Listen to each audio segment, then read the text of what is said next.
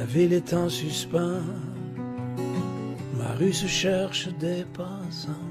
Derrière une fenêtre, un arc-en-ciel, un enfant peut-être rêve l'essentiel.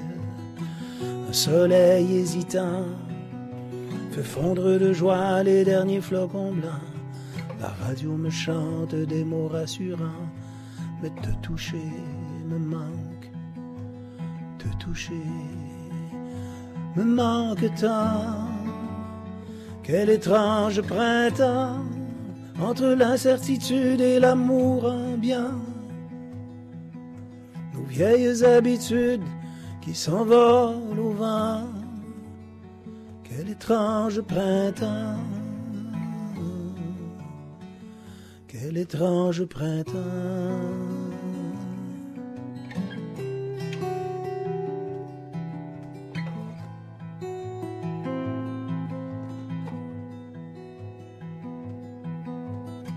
La terre est en suspens, les humains unis par le même tourment.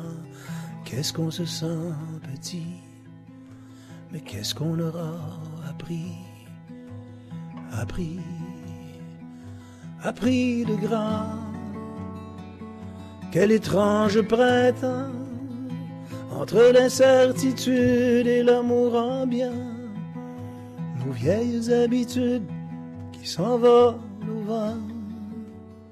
Quel étrange printemps. Quel étrange printemps.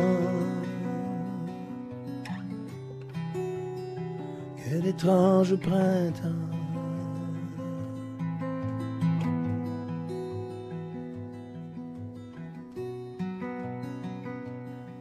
Alors bonjour à tous et bienvenue à ce rendez-vous hebdomadaire, cette capsule vidéo. Et pour tous les membres de l'Église chrétienne de Rosemère, mais aussi pour tous ceux qui se joignent à nous aujourd'hui. On vient d'entendre un extrait d'un chant composé par Michel Rivard. Le premier ministre a demandé aux artistes québécois de faire des choses créatives pour encourager les gens. Et Michel Rivard a composé quelques chants, dont celui-ci qui s'intitule « Quel étrange printemps ». Et quand j'ai entendu ce chant sur son site Facebook, ça m'a beaucoup touché. La mélodie et les paroles m'ont touché.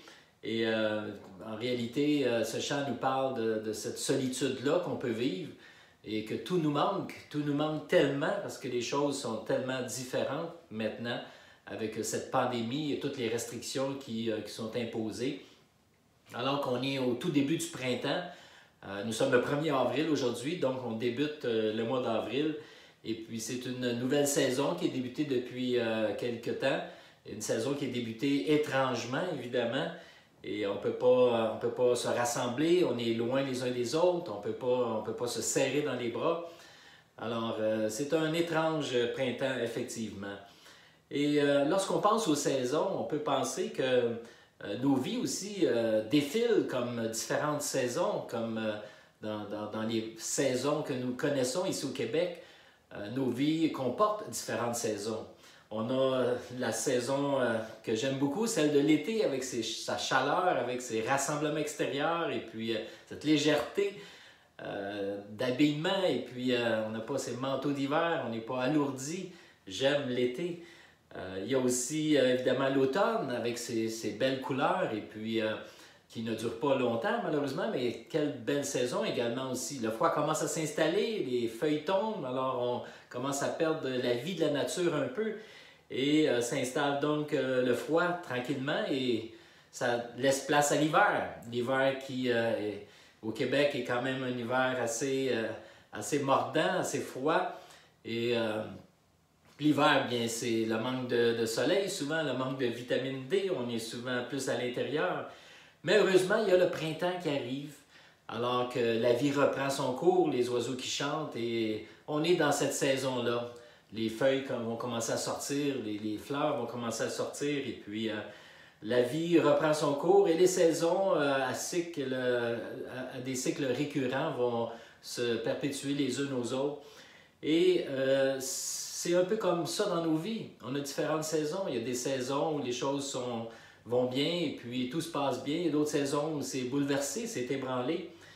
Et Michel Rivard a aussi écrit une autre chanson Et j'ai retenu surtout le titre qui dit « Solitaire chez nous, mais solidaire de vous ». Alors, je dirais solitaire chacun chez nous, mais nous demeurons solidaires avec chacun de vous. D'être solitaire, c'est une chose, mais d'être solidaire en est une autre. Et dans cette situation actuelle, comme vous le savez, depuis maintenant au moins 3 semaines, du moins que ça fait trois dimanches que le bâtiment de l'Église est fermé, que nos activités sont complètement arrêtées d'une façon ou d'une autre dans les rassemblements, mais nous vivons l'Église différemment. Et puis on utilise tous les moyens à notre disposition pour se connecter les uns aux autres. Et puis cette pandémie de la COVID-19 continue à progresser, à faire de plus en plus de victimes, et puis les mesures gouvernementales, la santé publique, ça change à tous les jours, comme on peut voir. Il y a des nouvelles restrictions au niveau des commerces le dimanche, et puis on veut donner un break à tous ceux qui travaillent fort.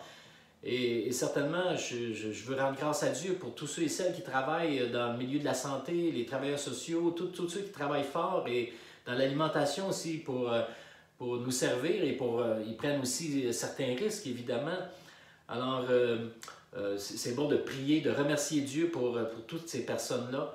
Mais toutes ces mesures-là qui sont établies nous amènent donc à vivre encore plus d'isolement et pour certains, beaucoup de solitude. Et je vous invite à prendre contact vraiment avec ceux que vous connaissez qui sont plus isolés, qui sont seuls. Priez avec eux par téléphone, prenez des nouvelles. Et puis, si vous le faites régulièrement, j'ai eu plusieurs témoignages de gens qui ont eu des téléphones de quelques personnes, et puis ça leur a fait le plus grand bien. Alors, lorsqu'on regarde donc cette situation actuelle qui s'accentue de jour en jour, alors on peut comprendre que ça peut durer encore un bon bout de temps. Alors, soyons oui, solitaires, parce que on le veut pour la santé publique, on le veut pour les plus vulnérables, on veut protéger ceux qui sont plus vulnérables, mais soyons solidaires les uns des autres, et puis prenons le temps d'être à l'écoute des besoins qui nous entourent. Essayons de voir qui nous pouvons aider, là où nous sommes, dans cet isolement. On veut vous dire également que nous prions chaque jour pour vous, et que l'équipe de prière continue à prier. Il y a toujours ce projet de prière de 19h à 20h, 1 heure de prière à chaque jour pour tous les besoins que nous recevons, et pour chacun de vous, nous prions Dieu. Et puis, si vous avez des besoins quelconques, n'hésitez pas à nous en faire part à l'adresse qui est mentionnée au bas de l'écran. Et présentement, on a plusieurs groupes qui sont actifs au niveau virtuel. Alors, vous avez eu la semaine dernière le témoignage de nos responsables du groupe des hommes et du groupe des femmes, Michel Simard et Linda Martin. Et on a un nouvel outil qu'on utilise et qui est de plus en plus à la mode dans les circonstances, qui s'appelle Zoom. Et puis cet outil-là nous sert beaucoup au niveau virtuel, et dans l'infolettre que vous recevez chaque semaine, et encore là, si vous n'êtes pas inscrit, vous avez juste à faire la demande à l'adresse qui apparaît au bas de l'écran. Et donc, l'infolettre vous informe de toutes les activités qui se passent présentement dans les différents groupes. Et cet outil Zoom est un outil virtuel où on peut se voir en vidéo, et nous-mêmes, avec l'équipe pastorale, on a débuté lundi soir notre première conférence Zoom, et puis ça a été vraiment appréciable parce qu'on pouvait se voir, et puis ça nous connecte encore plus les uns aux autres dans ce moment de solitude-là. Alors donc, il y a un groupe pour les hommes le lundi soir, il y a un groupe pour les femmes le mardi soir. On va avoir aussi un groupe avec l'Abreuvoir les jeudis soirs, et il y a d'autres rencontres qui sont prévues avec cet outil-là. Et si vous allez dans l'infolette, donc vous allez avoir tous les détails des différents groupes avec les adresses de courriel des personnes responsables. Vous allez pouvoir donc demander de l'information ou vous inscrire à ces groupes pour connaître les heures et la façon de vous connecter. Alors, et tous les autres groupes qu'on a aussi dans l'Église sont actifs de différentes façons. On va vous donner des nouvelles au fur et à mesure et des témoignages de ce qui se passe dans les autres groupes.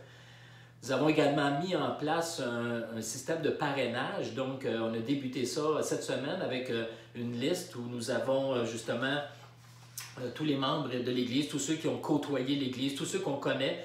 On a essayé de faire une liste et puis de s'assurer que personne ne soit complètement isolé, mais qu'il y ait des contacts personnels ou collectifs par les groupes, mais qu'il y ait des contacts avec tout le monde et que personne ne soit oublié. Alors encore là, si vous connaissez des gens qui sont seuls et qui ont besoin de soutien ou de conseil pastoral ou quoi que ce soit, n'hésitez pas à donner le nom et puis soit le téléphone ou l'adresse de courriel qu'on puisse entrer en contact avec eux. Alors, on travaille également aussi avec un programme d'aide alimentaire. On sait qu'il y a des gens qui vont être dans le besoin. Nous avons déjà un fonds de secours et un programme alimentaire qui était en fonction donc à l'Église. Alors, on aide déjà certaines personnes, mais la situation financière fait en sorte que c'est plus difficile pour nous d'augmenter à ce niveau-là. Alors, votre générosité, vos dons sont les bienvenus pour nous aider à pallier à ce besoin-là de banque alimentaire. On a aussi des ressources gouvernementales qui nous ont été proposées, donc on regarde ce programme-là pour savoir s'il y a moyen d'avoir des subventions pour aider les gens dans le besoin à ce niveau-là. Alors, on est à peine à un peu plus d'une semaine de Pâques et puis on vous annonce aujourd'hui que, et vous allez le voir aussi dans l'infolette en détail, que nous sommes ralliés à un groupe d'églises, plus d'une trentaine d'églises se sont ralliées ensemble. Et puis, il va y avoir une grande célébration le 12 avril.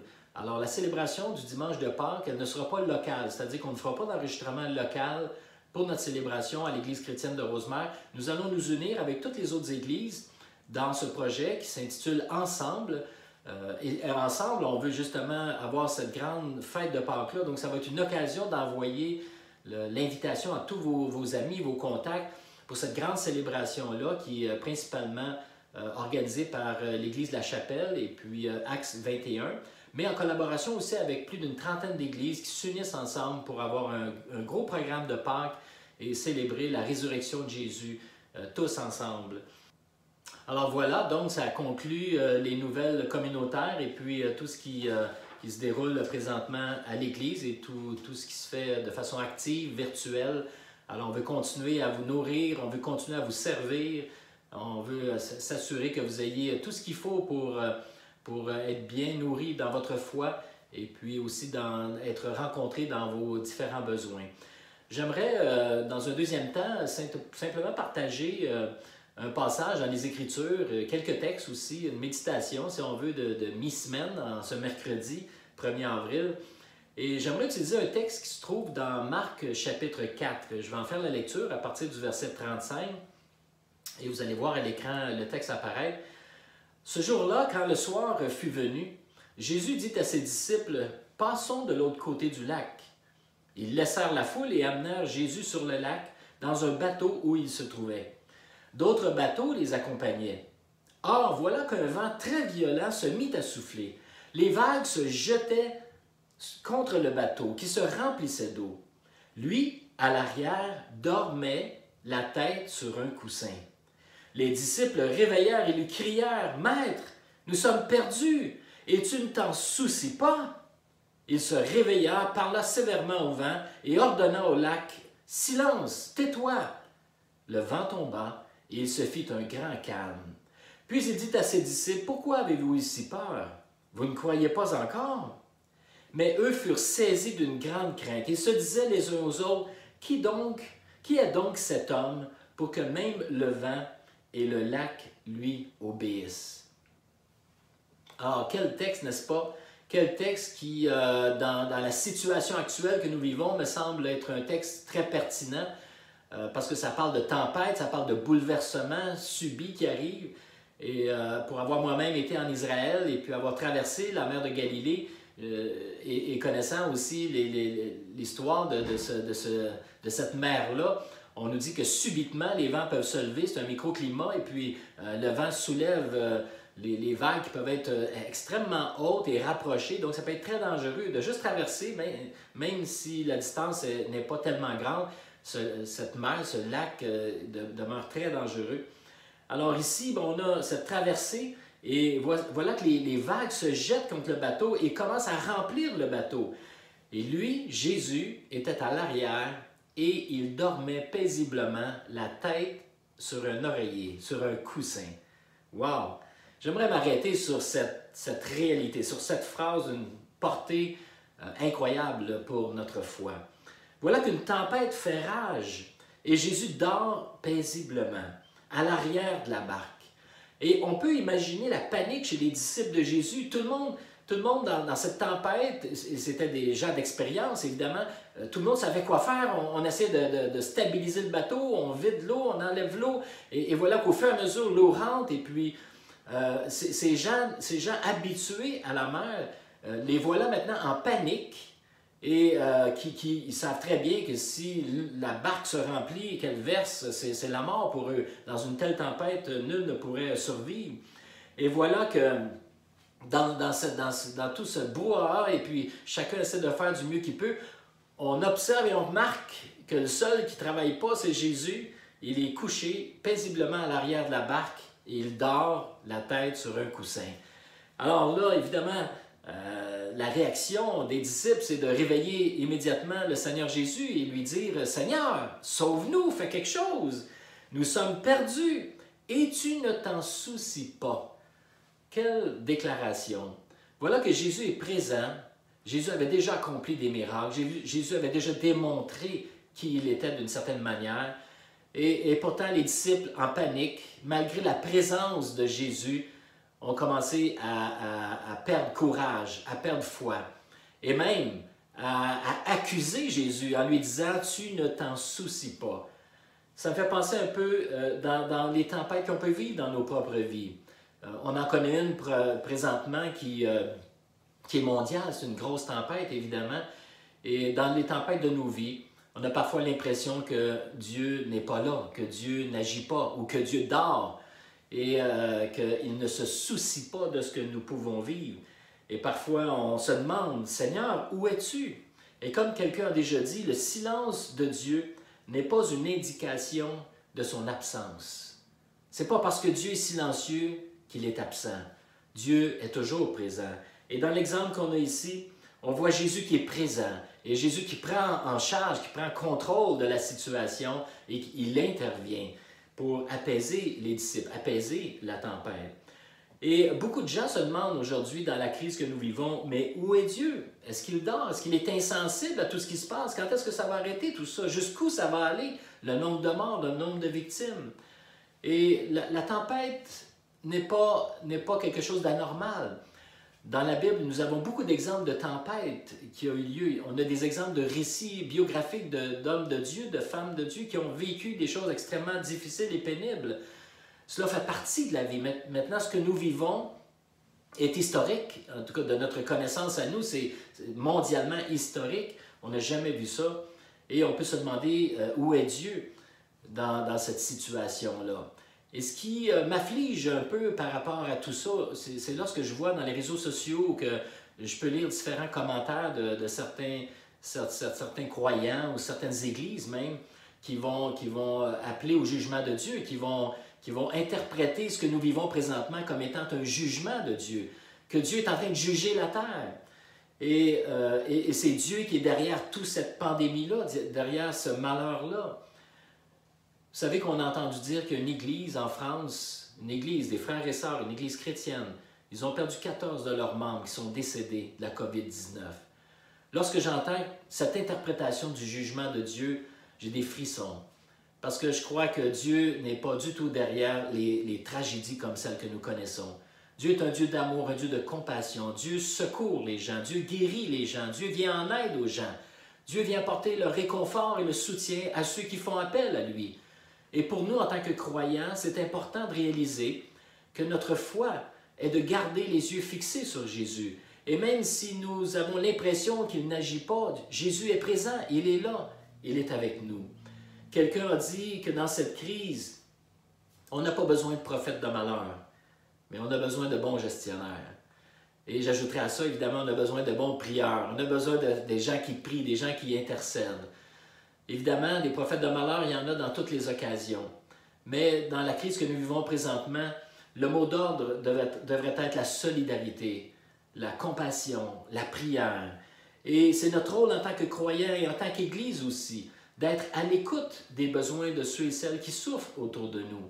Et je vous invite, je vous encourage à vraiment garder les yeux fixés sur Jésus et d'être attentifs à ce que Dieu veut faire au travers de cette situation-là. Comment on peut aider les gens, comment on peut être un témoin de l'amour de Dieu, de la lumière du Christ, au travers de cette sombre saison que nous vivons. Il y a un merveilleux texte dans Ésaïe chapitre 50 et le verset 4 qui dit ceci, c'est un chant qu'on chantait il y a très longtemps. « Le Seigneur, l'Éternel, m'a donné une langue de disciples attentifs pour que, par ma parole, je sache fortifier ceux qui sont fatigués. Et il me fait tendre l'oreille matin après matin, afin que je l'écoute comme un disciple. » Wow, quel beau texte, n'est-ce pas? Ce texte qui dit « Seigneur, utilise-moi, que ma parole puisse être une parole de soutien, que je puisse fortifier ceux qui sont fatigués. Et matin après matin, je vais être à l'écoute, comme un vrai disciple, à l'écoute de ton cœur, à l'écoute de ta voix, pour être en mesure de te servir dans cette situation qui nous accable. » Ce que vous vivez, ce que nous vivons, peut-être pour certains, on réussit à bien le vivre avec notre foi. On garde confiance, on garde espoir. Pour d'autres, il y a peut-être beaucoup d'anxiété, beaucoup d'inquiétude, de panique. Mais j'aimerais vous dire aujourd'hui que lorsqu'on garde les yeux fixés, lorsqu'on fixe les yeux vers Jésus, lorsqu'on lève les yeux vers le ciel, Dieu nous vient en aide, Dieu nous secourt. Dieu peut calmer nos tempêtes. Parfois, on peut brasser Dieu un peu. « Seigneur, Seigneur, qu'est-ce que tu fais? Tu ne te soucies pas de ce que je vis. » Et c'est correct, humainement, on peut crier vers Dieu, on peut faire appel à Dieu de différentes manières. Mais voilà que Dieu agit, voilà que Dieu répond à nos prières. Et sachez que même si vous pouvez avoir l'impression que Dieu n'est pas présent, Dieu est à l'écoute de chaque besoin, de chaque personne. Dieu voit les cœurs. Et il te voit aujourd'hui dans ta tempête, il te voit dans ton anxiété, dans tes problèmes économiques, dans tes problèmes familiaux, peut-être différents autres problèmes qui peuvent t'atteindre.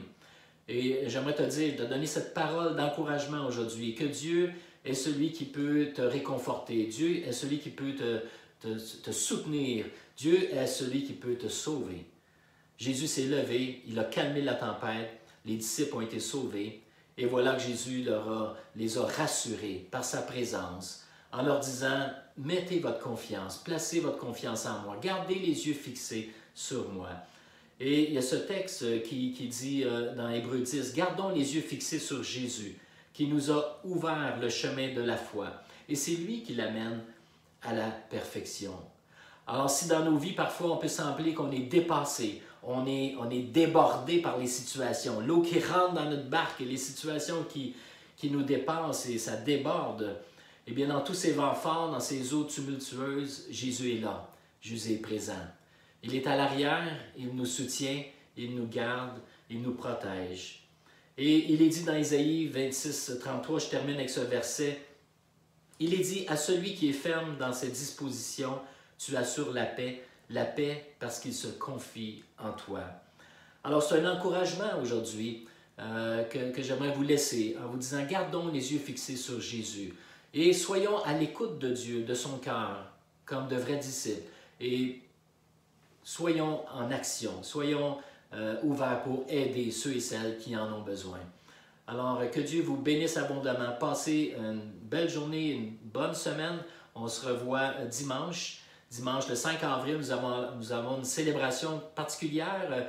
On vous invite à 10 h dimanche matin à vous connecter sur notre chaîne YouTube. Vous allez avoir le lien par l'infolettre samedi soir. Mais on va prendre la scène ensemble. Donc, on va partager virtuellement la scène ensemble dimanche matin à 10 h dans cette semaine qui précède la grande fête de Pâques. Sur ce, j'aimerais vous laisser avec un dernier chant qui va être interprété par notre cher ami Bernard, qu'on va pouvoir voir en vidéo de manière virtuelle. Bernard a donc va interpréter un chant qui s'intitule « Apaise mon âme ». Alors, je vous invite à écouter ce chant-là et puis à s'en remettre à Dieu. J'aimerais prier juste avant le chant. Seigneur notre Dieu, merci pour ta présence dans nos vies. Merci parce que tu nous donnes de l'espoir. Merci parce que tu nous invites à nous tourner vers toi, à garder les yeux fixés sur toi.